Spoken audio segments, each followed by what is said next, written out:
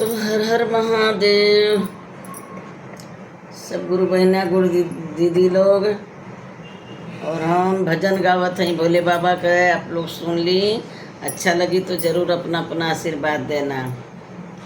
अरे चर चकरावे खातिर आंगना लिपवले हाय रे जतरा। चर चकरावे खातिर आंगना लिपवले हाय रे जतरा। नाही आइले शिवे गुरु हमार हाय रे जतरा।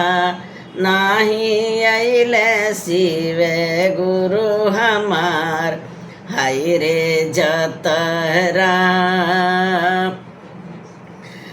अरे भोगवा लगावे खातिर मिश्री मंगवली हाय रे जतरा। बदामिया मंगवली हाय रे जतरा। भोगवा लगावे खातिर काजुआ मंगवली हाय रे जतरा। बदामिया मंगवली हाय रे जतरा। नाही आइल शिवे गुरु हमार हाय रे जतरा। नाही आइल शिवे गुरु हमार हाय रे जतरा।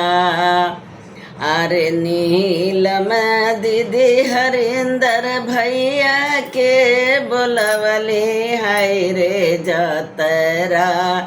नीलम दीदी हरिंदर भैया के बोलवले हाय रे जतरा। नाही आइल शिवे गुरु हमार हाय रे जतरा। नाही आइल शिवे गुरु हमार हाय रे जतरा। अरे भांगिया धतूरवा से थालिया सजवले हाय रे जतरा। अरे भांगिया धतूरवा से थालिया सजवले हाय रे जतरा। आए गैल शिवे गुरु हमार हाय रे जतरा। आए गैल शिवे गुरु हमार हाय रे जतरा।